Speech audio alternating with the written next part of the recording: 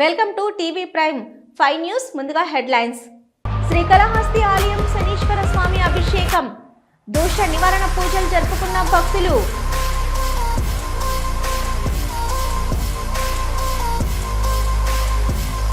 రప్పారప్పాని గీత దాటితే కటకటాలే, వైసీపీ వారిని హెచ్చరించిన హోం మినిస్టర్. బాధ్యత మెలిగి తల్లిదండ్రులకు అండగా ఉండాలని సూచించిన అనితా వంగలపూడి. విశాఖ కైలాసగిరిపై బ్రేకులు ఫెయిల్ అయి వెనక్కి వెళ్లింది టాయ్ ట్రైన్.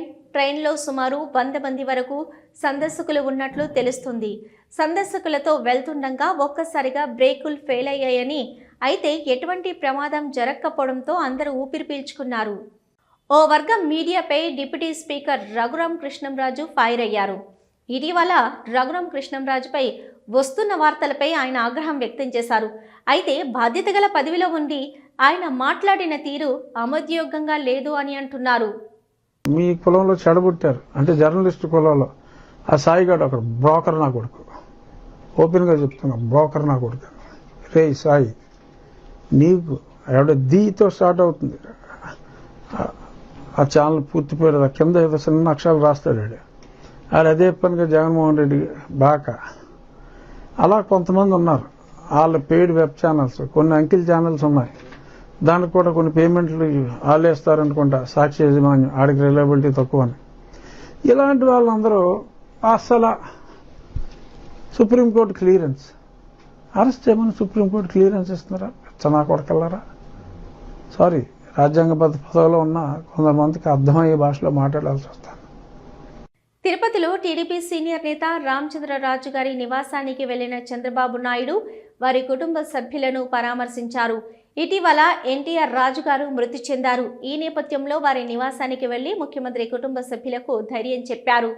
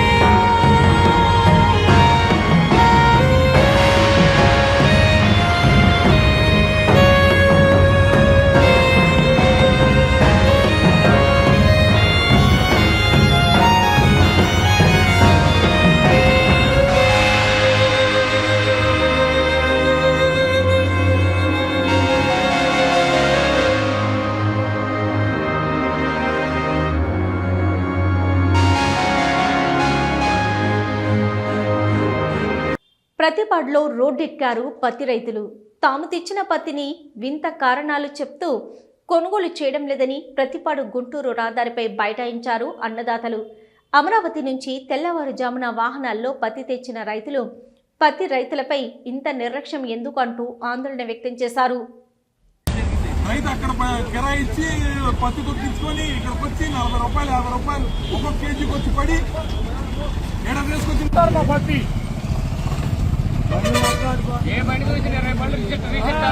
ఒక్క బండి కూడా నింపలో పొద్దు నుంచి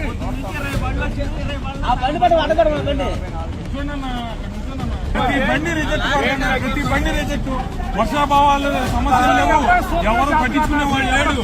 వచ్చి పత్తిని ఇట్టు కాదని మాట్లాడేవాళ్ళు లేడు. ప్రతి వాడు వచ్చి పత్తి బాగోలేదు అంటే వర్షాభావాలు పట్టించుకునే వాళ్ళు లేదు, యూరియా కట్టలు పట్టించుకునే వాళ్ళు లేడు. వ్యవసాయం చేసేవాడు పిచ్చివాడు అవుతున్నాడు. కష్టపడి పండించే సంవత్సరం మొత్తం సంవత్సరం నుంచి పండించలేదు, పత్తి పట్టలేదు, బాగుండగా మా పత్తి పట్టలేదు. ఆ 75-76 కూడా వచ్చానంటే ఎక్కడ తీసుకోవాలి. రాజధాని కోసం ఒక రైతు తన భూమిని త్యాగం చేస్తే అతనికి ప్రతిఫలంగా చావు లభించిందని అన్నారు మంగళగిరి నియోజకవర్గ ఇన్ఛార్జి దొంతిరెడ్డి వేమారెడ్డి.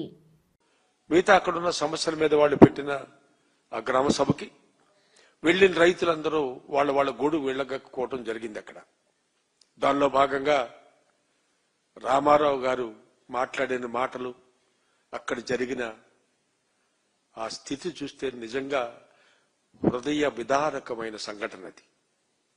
ఎట్లా అంటే ఆయన అడిగారు, 2 ఎకరాల పొలం ఇచ్చా, 2 ఎకరాల పొలం ఇస్తే మీరు నాకు గుంటలో ఇచ్చారు, దానికి స్థలం 4 అడుగుల లోతు నీళ్లు ఉంటాయి ఎప్పుడు అక్కడ. దాన్ని నేనేం చేయాలి? దాన్ని తీసుకుని నేనేం చేయాలి? అట్లాగే నా ఇల్లు కూడా దానికి ఇల్లు అడ్డంగా ఉన్నారు, సరే మంచిదని ఆ ఇల్లు కూడా ఇచ్చా. మీరు నాకేమి ఇస్తున్నారు ప్రతిఫలంగా? మీరు ఇస్తున్నది మీరు ఇవ్వకపోతే ఎంతకాలం నేను ఈ విధంగా బ్రతకాలి? ఒక రైతు రాజధాని కోసం తన భూమిని, తన ఇంటి స్థలాన్ని, ఇంటిని కూడా ఇచ్చుకొని నేనేమన్నా బొచ్చి తీసుకుని బెచ్చమెత్తుకోవాలా అండి అని అడగటం ఎంత విచారకరమైన విషయం అండి.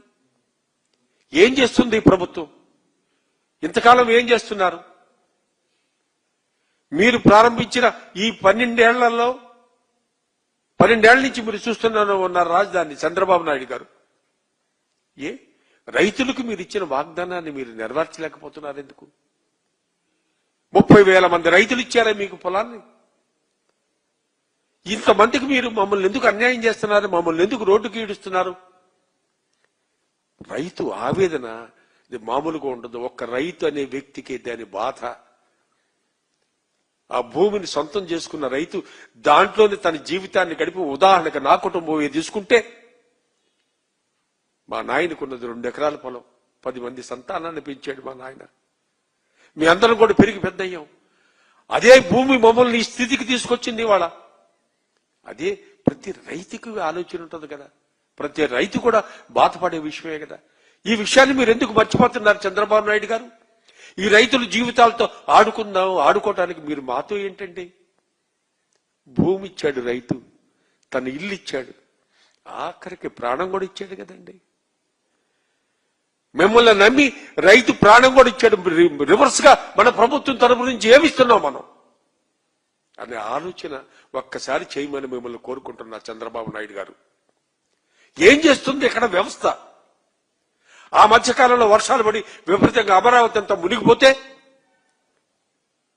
నీళ్లు డైవర్షన్ లేక మొత్తం అక్కడ నీళ్లు అక్కడ ఆగిపోతే, అప్పుడు మేమందరం కూడా గగ్గాలు పెడితే, అప్పుడు నారాయణ గారు బయటకు వచ్చి చూసి హైవేని బ్రిడ్జ్ చేశారు 50 మీటర్లు. కాదా ఇది?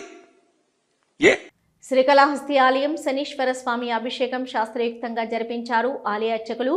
వేద పండితులు, భక్తులు శనీశ్వర స్వామి అభిషేక సేవలో పాల్గొని శనిగ్రహ దోషం నివారణ పూజలు జరిపించుకున్నారు.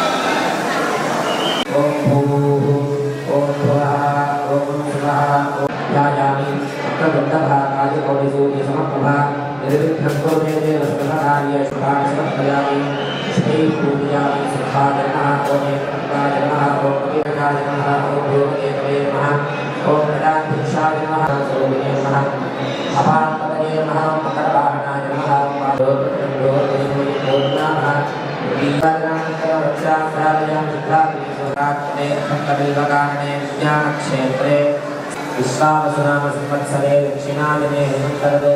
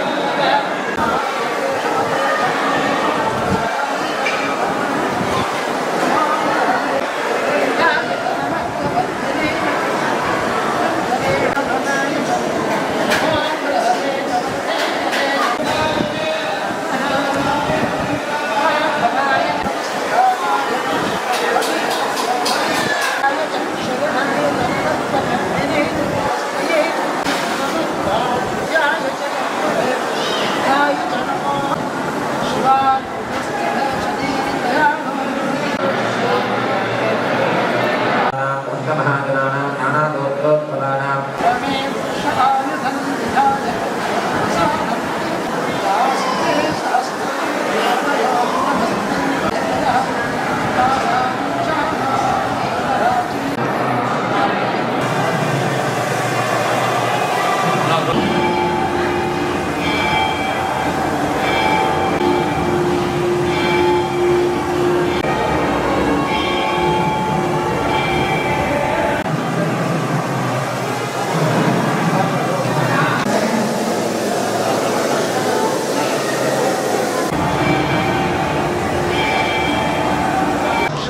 भवत्यर्यवान् शन्न इन्द्रो बृहस्पतिः शन्ना आनन्दनीराजन्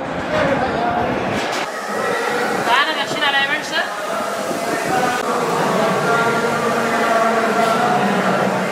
మన్యం జిల్లా గుమ్మలక్ష్మీపురం గ్రామంలో తీవ్ర అనారోగ్యానికి గురైన రాధమ్మ అనే వృద్ధురాలిని భద్రగిరి ఆసుపత్రికి తరలించారు కుటుంబ సభ్యులు.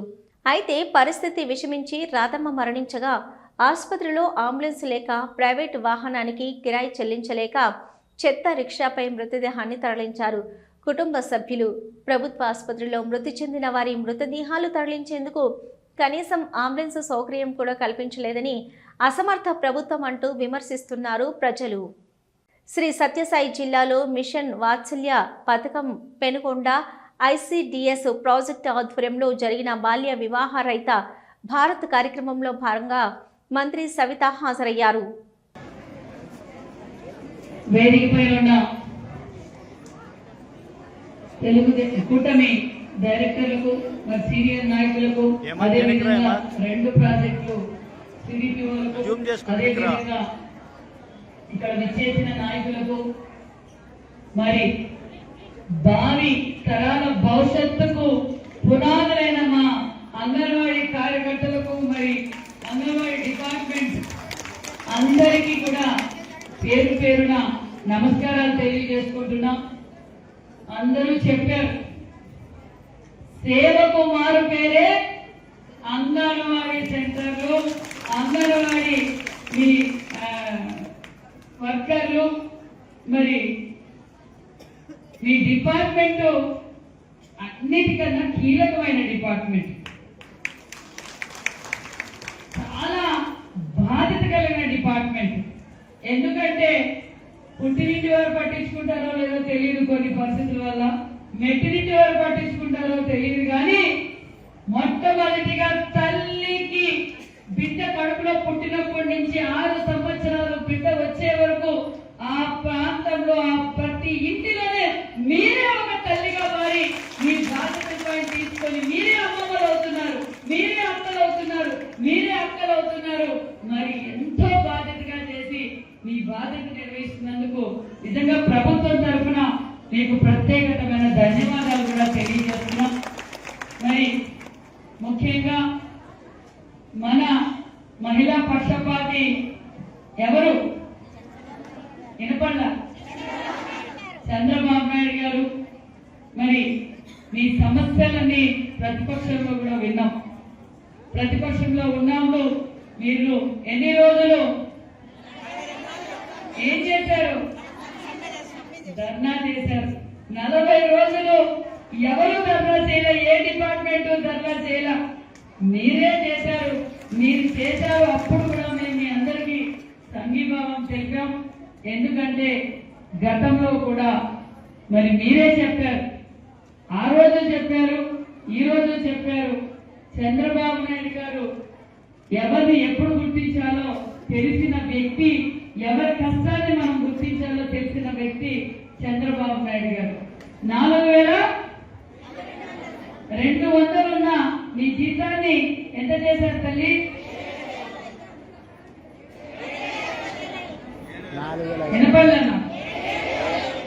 4200 ఉన్న జీతాన్ని 7100 రూపాయలు చేసిన ఘనత మన చంద్రన్న.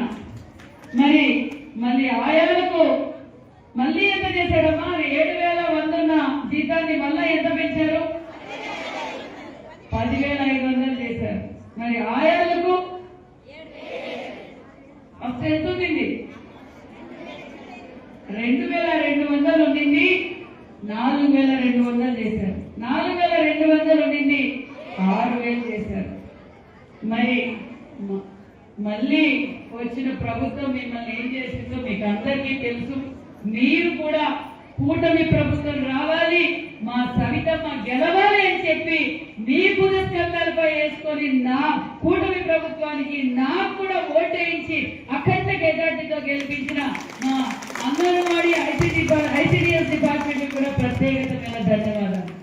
రప్పారప్పాని గీత దాటితే కటకటాలి అని వైసీపీ వారిని హెచ్చరించారు హోంశాఖ మంత్రి మంగళపూడి అనిత. జగన్ వలన కొంతమంది అనైతికంగా ప్రవర్తిస్తున్నారని, చేతికి అంది వస్తారనుకున్న పిల్లలు జైలుకి వెళ్తే వారి కుటుంబ పరిస్థితి ఏంటని అన్నారు అనిత. సాధారణంగా పుట్టినరోజు వేడుకలంటే నలుగురికి అన్నదానం చేస్తాం. లేదు మన నాయకుల పుట్టినరోజు అంటే ఎక్కడైనా రోగులకి పళ్ళు, అదేవిధంగా రొట్టెలు పంచటం, లేకపోతే ఎక్కడైనా కొంచెం అన్నదానం చేయటం, ఎక్కడైనా గుళ్ళోకి వెళ్ళి పూజలు చేయించి అతనికి ఆయురారోగ్యాలు ఇవ్వాలని చెప్పి పూజలు చేయటం, లేకపోతే ఇంకొంచెం ముందుకెళ్ళి ఎవరికైనా రోగులకు ఉపయోగపడేటట్టుగా రక్తదానం చేయటం, ఇలాంటివన్నీ జనరల్గా మానసికంగా కరెక్ట్గా ఉండేవాళ్ళు చేసే పని. దట్టు ఒకవేళ వాళ్ళు ఏదైనా కేక్ కట్ చేసుకున్నా ఒక ప్లాస్టిక్ కత్తితో కేక్ కట్ చేసుకొని ఆ సంబరాలు జరుపుకొని ఆ నోరు తీపి చేసుకొని ఎవరికైతే మనం పుట్టినరోజు సంబరాలు చేస్తున్నామో, ఎవరికైతే మనం పుట్టినరోజు శుభాకాంక్షలు చెప్పాలనుకుంటున్నామో వాళ్ళ జీవితం కూడా ఇదే రకంగా తీయగా మనశ్శాంతిగా ఉండాలని కోరుకుంటారు ఎవరైనా కూడా. జనరల్గా ఒక మనిషి పుట్టేవాడు ఎవరైనా కూడా దానికి కూడా అదే రకంగా హర్షించే వాళ్ళు కూడా ఉంటారు. కానీ ఈ మధ్య కాలంలో అంటే ఒక సైకోతత్వం, ఒక ఉన్మాదత్వం, ఒక రాజకీయ ముసుగులో రౌడీయిజాన్ని ప్రేరేపించేటట్టుగా రౌడీయిజం చేస్తున్న నాయకులుగా ఈరోజు కొంతమంది వాళ్ళ నాయకుడు తాలూకా పుట్టినరోజులకి కేకులు కట్ చేసే కత్తి ఈ రకంగా ఉంటుందని నాకు ఈరోజే తెలిసిందండి. జస్ట్ ఒకసారి మీరు చూస్తే కేకు కట్ చేసే కత్తి కొడవళ్ళు, పెద్ద పెద్ద కత్తులు పట్టుకొని కేకులు కట్ చేస్తారు. ఇక్కడ ఒకసారి మీరు చూస్తే ఇక్కడ హ్యాపీ బర్త్డే జగన్ అన్న వైఎస్ఆర్ పార్టీ సంథింగ్ రాసి ఆ కత్తి చూసారా? ఈ కత్తి ఒక్కసారి కేకు కట్ చేసుకునే కత్తి అండి అది.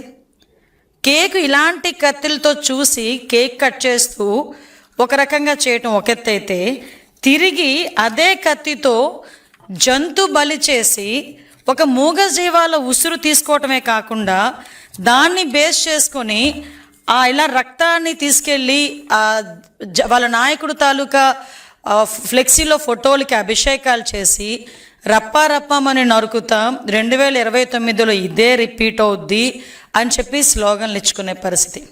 అంటే దీన్ని చూస్తూ ఉంటే మానవత్వం ఎటువైపు వెళ్ళిపోతుంది అన్నది ఒక పక్క అయితే, అంటే రాజకీయాన్ని అధికారం కోల్పోయిన తర్వాత కూడా రాజకీయ ముసుగులో రౌడీయిజం చేస్తూ ప్రజల్ని ఏ విధంగా భయభ్రాంతుల్ని చేస్తున్నారు అన్నది ఒక యాంగిల్ అయితే, రాష్ట్ర అభివృద్ధికి ఆటంకం కలిగించడానికి ఎంతవరకైనా దిగజారుతున్నారు, ఎంత నేరాలు చేయటానికైనా వీళ్ళు వెనకాడట్లేదు అన్న విషయాన్ని గురించి కూడా ప్రజలు అర్థం చేసుకోవాల్సిన అవసరం ఉంది. వైఎస్ఆర్సీపీ స్టేట్ ఎస్ఎస్ఎల్ అధ్యక్షులు మాజీ ఎమ్మెల్యే టీజీఆర్ సుధాకర్ బాబు ప్రెస్ మీట్ నిర్వహించారు. పెద్ద మనిషి ముసుగు వేసుకున్న ఒక నకిలీ నాయకుడు చంద్రబాబు అని, తాను చేస్తే మంచి, ఇతరులు చేస్తే చెడు అని ప్రచారం చేసుకోవడంలో దిట్ట చంద్రబాబు అని విమర్శించారు మాజీ ఎమ్మెల్యే టీజీఆర్ సుధాకర్ బాబు. వైఎస్ఆర్ కాంగ్రెస్ పార్టీ ఖండిస్తుంది తీవ్రంగా. కారణం ఏంటంటే, గురుగింజ తన నలుపు తనకు కనపడినట్టు ఈ ప్రపంచంలో తనంత శాంతి కాముకుడు లేనట్టుగా ఈ ప్రపంచానికి ఒక సందేశం ఇచ్చే విధంగా ఆయన జగన్మోహన్ రెడ్డి గారి పుట్టినరోజు సందర్భంగా వైఎస్ఆర్ కాంగ్రెస్ పార్టీ అభిమానులు, జగన్మోహన్ రెడ్డి గారి వీరాభిమానులు కొన్ని చోట్ల చేసిన రక్తాభిషేకాన్ని తప్పుపడుతూ వారు మాట్లాడారు. ఆంధ్ర రాష్ట్ర ముఖ్యమంత్రిగా ఆయన రౌడీజాన్ని అణిచివేస్తానని చెప్పొచ్చు, హత్యా రాజకీయాలను అణిచివేస్తానని చెప్పొచ్చు, మరి ఏ ఇతర అంశాల మీదైనా ఈ రాష్ట్ర ముఖ్యమంత్రి తన అభిప్రాయాలను ఈ రాష్ట్ర ప్రజలకు చెప్పొచ్చు, ఎవరికి అభ్యంతరం లేదు. కానీ నువ్వు నేర్పిన పాఠాలేగా నీరజాక్షని ఏదో ఒక సామెత ఉంది. చంద్రబాబు నాయుడు పెద్ద మనిషి ముసుగు వేసుకున్న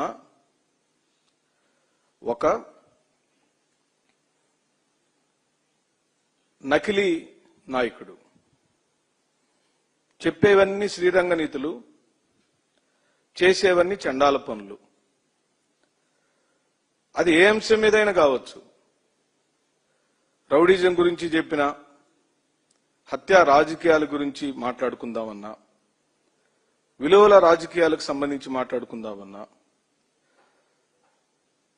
గత 50 సంవత్సరాలలో ఆయన రాజకీయ ప్రయాణం మొత్తాన్ని మనం గమనిస్తే తప్పుల తడకగా, వంచనలతో, కుటిల రాజకీయాలతో కుళ్ళు పట్టిపోయి ఒళ్లంతా గాయాల పాలైనని వారే చెప్పారు జైల్లో ఉన్నప్పుడు. నేను చెప్తున్న స్టేట్మెంట్ కాదు. అంత ఎదుటి పార్టీ వాళ్ళు ఏం చేసినా తప్పు, నేను చేసేయన్నీ ఒప్పు. నేను ఇప్పుడు కొన్ని రాష్ట్ర ప్రజలకు చంద్రబాబు నాయుడు గారి పుట్టినరోజు సందర్భంగా ఆయన అభిమానులు చేసిన బలిదానాలు ఏ విధంగా ఉన్నాయో ఈ రాష్ట్ర ప్రజలకు చూపిస్తా. ఈ మధ్య వైఎస్ఆర్ కాంగ్రెస్ పార్టీ మీడియా విభాగం, అనగా మా పార్టీకి సంబంధించిన విభాగం చాలా చురుగ్గా ఉంది అనేది జగమెరిగిన సత్యం. ఏది సాక్ష్యం లేకుండా మేము మాట్లాడట్లా. ఈ రాష్ట్ర ప్రజలకు ఒక 2 నుంచి 3 దినపత్రికలు, ఒక 3 నుంచి 4 టెలివిజన్ ఛానళ్లు కేవలం చంద్రబాబు నాయుడుకు బాకా ఊదే కార్యక్రమమే చేస్తుంది రాష్ట్రంలో. చంద్రబాబు నాయుడు తప్పులకు సంబంధించిన ఒక్క అంశం కూడా, ఈ రాష్ట్ర ప్రజలకు సంబంధించిన మేలుకు సంబంధించిన ఒక్క అంశం కూడా ఈ పత్రికలు కానీ ఈ మీడియా కానీ మాట్లాడదు. అందుకే జగన్మోహన్ రెడ్డి గారు మాలాంటి అధికార ప్రతినిధులకు, మాజీ ఎమ్మెల్యేలకు లేదా అధికార ప్రతినిధులకు, మీడియా విభాగంలో పనిచేస్తున్న వాళ్ళందరికీ కూడా ఇచ్చిన సందేశం, కూటమి ప్రభుత్వం అధికారంలోకి వచ్చాక మన రాష్ట్రం అప్పులు అక్షరాల 2,80,000 కోట్ల రూపాయలని తెలిపారు వైఎస్ఆర్సీపీ రాష్ట్ర అధికార ప్రతినిధి పుత్తా శివశంకర్ రెడ్డి. సంపద సృష్టిస్తానన్న చంద్రబాబు అప్పుల చిట్టా ఇది అని వ్యంగ్యంగా అన్నారు పుత్తా శివశంకర్ రెడ్డి. ఈ రాష్ట్ర ప్రభుత్వాన్ని కానీ మిగతా మన రాష్ట్ర అప్పు ఈ 18 నెలల కాలంలో ఈ రాష్ట్ర అప్పు ఎంతని మనం అనుకుంటున్నాం. కూటమి ప్రభుత్వం అధికారంలోకి వచ్చాక ఈ 18 నెలల్లో మన రాష్ట్ర అప్పు ఒక ఫిగర్ దాదాపు 2,80,000 కోట్ల రూపాయలు. చాలా ఆశ్చర్యకరంగా ఉంది కదా. ఎస్, అక్షరాల దాదాపు 2,80,000 కోట్ల రూపాయలు ఈ యొక్క రాష్ట్ర ప్రభుత్వము అప్పులు చేసింది. మంగళవారం వచ్చిందంటే రిజర్వ్ బ్యాంకు చుట్టూ తిరగాల్సిందే. మంగళవారం వచ్చిందంటే ఈ రాష్ట్ర ప్రభుత్వం అప్పులు వెళ్లాల్సిందే. నెల జీతాలు ఇవ్వాలంటే అప్పులకు వెళ్లాల్సిందే. సరే, ఈ 2,80,000 కోట్ల రూపాయలు అప్పు తెచ్చారు కదా, వాటి తాలూకా వివరాలు ఎవరికైనా తెలుసా? ఎవ్వరికి తెలియదు. ఎందుకంటే వాళ్ళు చెప్పినట్లు మేనిఫెస్టోలో పెట్టినట్టు కానీ ఆ హామీలు కానీ ఒక్కటి కూడా నెరవేరలేదు. సంక్షేమ పథకాలకు ఖర్చు చేయలేదు. మరి ఏమైనట్టు 2,80,000 కోట్ల రూపాయలు? వివరాలు ఒక్కసారి చూద్దాం. ఎందుకంటే జనాలకి ఈ వివరాలు తెలియాలి కాబట్టి. ఈ రాష్ట్ర ప్రభుత్వము ఈ మంగళవారం ఇచ్చినటువంటి తెచ్చే అప్పు 4,000 కోట్లతో కలుపుకొని 2,80,000 కోట్ల రూపాయలు అవుతుంది. బడ్జెట్ సంబంధించినటువంటి అప్పులు 1,58,880 కోట్ల రూపాయలు. వివిధ కార్పొరేషన్లకు ప్రభుత్వము గ్యారంటీ ఇస్తూ తెచ్చుకున్నటువంటి సొమ్ము అప్పు 71,295 కోట్ల రూపాయలు. సెల్ఫ్ ఫైనాన్సింగ్ ప్రాజెక్ట్ అని, అమరావతికి ఒక్క రూపాయి కూడా అవసరం లేదని పదే పదే చెప్పినటువంటి ఈ మేధావులు, సంపద సృష్టిస్తా అని చెప్పిన మహామేధావి సంపదను తిరోగమనంలో పెట్టి అప్పుల్లో ప్రపంచంలో ఎవరు కూడా పరిగెత్తలేనంత స్పీడ్లో అప్పులు పరిగెత్తా ఉన్నాయి. 47,387 కోట్ల రూపాయలు రాజధాని కోసం ఇప్పటి వరకు అప్పు, మొత్తంగా 2,80,000 కోట్లు. ఇందులో ఏమైనా చేశారా అంటే నెల నెల జీతాలు అప్పుల మీద ఆధారపడాలి. 1వ తారీఖున జీతాలు ఇచ్చే పరిస్థితి లేదు ఉద్యోగులకి. అన్నదాత సుఖీభవ ఇచ్చే పరిస్థితి లేదు. తల్లికి వందనం మొదటిసారి ఎగరగొట్టి 2వ ఏడు కొంతమందికే ఇచ్చారు. నిరుద్యోగ భృతి 3,000 రూపాయలు ఇస్తా అని చెప్పి నిరుద్యోగులకు మాటలు చెప్పి అది చేయలేదు. మహిళలకు 1,800 రూపాయలు ఇస్తా నెలకని చెప్పి దానికి సంబంధించింది కూడా లేదు. ఏమైనట్టిదంతా కూడాను. ఇవి ఇప్పటి వరకున్న అప్డేట్స్. చూస్తూనే ఉండండి న్యూస్.